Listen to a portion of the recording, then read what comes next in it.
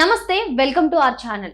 తిరుమల తిరుపతి శ్రీ వెంకటేశ్వర స్వామిని దర్శించుకోవాలి అంటే 20 నుంచి 30 గంటల సమయం పడుతుంది. ఏ టైంలో, పండగ వేళ కానీ, స్పెషల్ డేస్ కానీ, మరి ముఖ్యంగా వేసవిలోనైనా. దీనికి సాంకేతికతను జోడించి, ఏఐని జోడించి దర్శన వేళలను 20 నుంచి 30 గంటల సమయాన్ని 2 నుంచి 3 గంటల వరకు కుదించాలనే నిర్ణయం తీసుకున్నారు నూతన చైర్మన్ గా బాధ్యతలు స్వీకరించిన బిఆర్ నాయుడు గారు. బిఆర్ నాయుడు గారి అధ్యక్షతన తొలి సమావేశంలో బోర్డు అనేది కీలక అంశాలను చర్చించింది. మరి ఈ కీలక అంశాలు ఏంటో ఒకసారి చూసేద్దాం. టీటీడీ పాలక మండలి కీలక నిర్ణయాలు అయితే తీసుకుంది. ఆ నిర్ణయాలు ఏంటో చూసేద్దాం.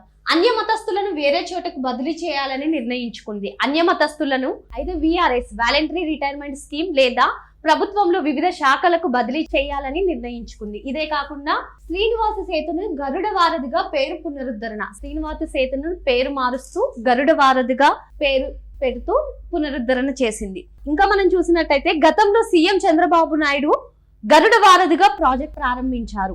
దానిని గత ప్రభుత్వం శ్రీనివాస సేతుగా పేరు మార్చింది. చంద్రబాబు నాయుడు గారు ఏదైతే గరుడ వారధిగా ప్రాజెక్ట్ ప్రారంభించారో దాన్నే గత ప్రభుత్వం వైసీపీ వాళ్ళు శ్రీనివాస సేతుగా పేరు మార్చారు. ఇప్పుడు అదే శ్రీనివాస సేతును గరుడ వారధిగా పేరుతో పునరుద్ధరిస్తూ బోర్డు నిర్ణయం తీసుకుంది. తిరుమలలో రాజకీయాలు మాట్లాడితే కేసులే. ఎంతో పవిత్రంగా భావించే తిరుమలలో ఏదైనా రాజకీయ చిహ్నాలు కానీ, రాజకీయ జెండాలను కానీ, ఇంకా రాజకీయ చేసినట్లయితే కేసులే చేస్తామని కఠినంగా బోర్డు అయితే నిర్ణయిస్తూ హెచ్చరికలు కూడా జారీ చేసిందని మనం చెప్పవచ్చు. శ్రీవాణి ట్రస్ట్ ను రద్దు చేస్తూ ప్రధాన ట్రస్ట్కే ఆ నిధులు తరలిస్తాం. శ్రీవాణి ట్రస్ట్ పేరుతో అవకతవకలు పాల్పడ్డాయని తెలిసి ఆ శ్రీవాణి ట్రస్ట్ ను రద్దు చేసి ప్రధాన ట్రస్ట్కే ఆ నిధులు తరలిస్తాం. శ్రీవాణి ట్రస్ట్ అవకతవకలు పాల్పడ్డాయనే అభియోగాలు రావడంతో ఆ ట్రస్ట్ ను రద్దు చేసి ప్రధాన ట్రస్ట్కే నిధులు అనేది తరలిస్తామని కూడా చర్చించారు.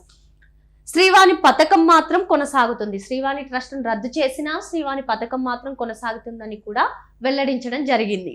నిత్య అన్నదాన కార్యక్రమాన్ని మరింత మెరుగుపరుస్తాం.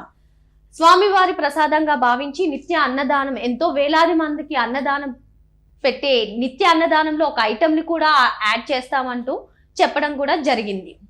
లడ్డూలోని నెయ్యి నాణ్యతను మరింత పెంచాలని నిర్ణయం.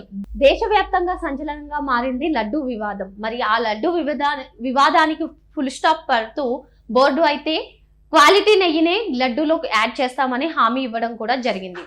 అవుట్ సోర్సింగ్ ఉద్యోగాల వేతనాలు పెంచాలని నిర్ణయం. అవుట్ సోర్సింగ్ గా ఎవరైతే ఎంప్లాయీస్ ఉన్నారో వారికి జీతాలను కూడా పెంచాలని నిర్ణయించింది. టూరిజం శాఖ ఇచ్చే 4000 టికెట్ల రద్దుకు నిర్ణయం. టూరిజం శాఖ ద్వారా ఏవైతే 4000 టికెట్లు ఇస్తున్నారో ఆ 4000 టికెట్లను కూడా రద్దు చేస్తూ బోర్డు అయితే నిర్ణయం తీసుకుంది. టూరిజం శాఖ ఇచ్చే టికెట్లలో అవకతవకలు జరిగాయి. ఏఐ సహకారంతో సామాన్య భక్తులకు త్వరగా దర్శనం. ఏవైతే దర్శనానికి మనం తిరుమల తిరుపతి శ్రీ వెంకటేశ్వర స్వామిని దర్శనం చేసుకోవాలి అంటే అది కూడా స్పెషల్ డేస్ లో అయితే 20 నుంచి 30 గంటల సమయం పడుతుంది. నార్మల్ గా చూసినట్లు కూడా అయితే మనకి 10 గంటల సమయం వరకు పడుతూ ఉంటుంది భక్తుల రద్దీని బట్టి. కానీ బిఆర్ నాయుడు గారు ఏఐని జోడించి దర్శన వేళను కుదించాలని మాత్రం నిర్ణయం తీసుకున్నారు. దీన్ని 2 నుంచి 3 గంటల్లోపే దర్శనాన్ని పూర్తి చేయాలని ఆయన ఇదే మా ప్రథమ లక్ష్యం అని చెప్పి కూడా ఆయన అన్నారు. ఒకవేళ ఇదే జరిగితే హర్షణీయ అంశంగా మనం భావించాల్సిందే. ఏళ్ల తరబడి డంపింగ్ యార్డ్లలో పేరుకున్న చెత్తను తొలగిస్తాం. ఎప్పటి నుంచో డంపింగ్ యార్డ్లలో చెత్త అనేది పేరుకుపోయింది. దీన్ని 3 నుంచి 4 నెలల్లో కూడా మేము తీసేస్తాము, తొలగిస్తాము అని కూడా హామీ ఇవ్వడం అయితే జరిగింది. తిరుమలలో రాజకీయ వ్యాఖ్యలపై పూర్తిగా నిషేధం. రాజకీయ వ్యాఖ్యలు కానీ, రాజకీయ ప్రసంగాలు కానీ కూడా చేస్తే మాత్రం దాన్ని అసలు సహించేది లేదు. హెచ్చరికలు అనేది జారీ చేశారు. కఠిన చర్యలు అనేవి తీసుకుంటాం, అదే కాకుండా కేసులు కూడా నమోదవుతాయని కూడా హెచ్చరించారు. తిరుమలలో రాజకీయాలు మాట్లాడితే కేసులు. తిరుపతిలోని స్థానికులకు ప్రతి నెల మొదటి మంగళవారం శ్రీవారి దర్శనం. తిరుపతిలో స్థానికులు ఎవరైతే ఉన్నారో వారికి ప్రతి నెల కూడా మొదటి మంగళవారాన్ని వారికి దర్శనాన్ని కల్పించడానికి కేటాయించారు. ఈ విషయంపై డిప్యూటీ స్పీకర్ పవన్ కళ్యాణ్ కూడా హర్షం వ్యక్తం చేసిన సంగతి తెలిసిందే మనకి. ఇదే కాకుండా హిందూ ధర్మాన్ని జోలికి వస్తే మాత్రం ఊరుకునేదే లేదని చెప్పి బిఆర్ నాయుడు గారి అధ్యక్షతన జరిగిన సమావేశంలో, బోర్డు సమావేశంలో మాత్రం చర్చించడం జరిగింది. ఆయన చైర్మన్ గా బాధ్యతలు స్వీకరించిన తొలి సమావేశంలోనే ఇన్ని కీలకమైన అంశాలపై చర్చించారు అంటే రాను రాను ఇంకా టీటీడీపై ఏ విధంగా వారు ముందుకు సాగుతారో మనకు తెలుస్తుంది.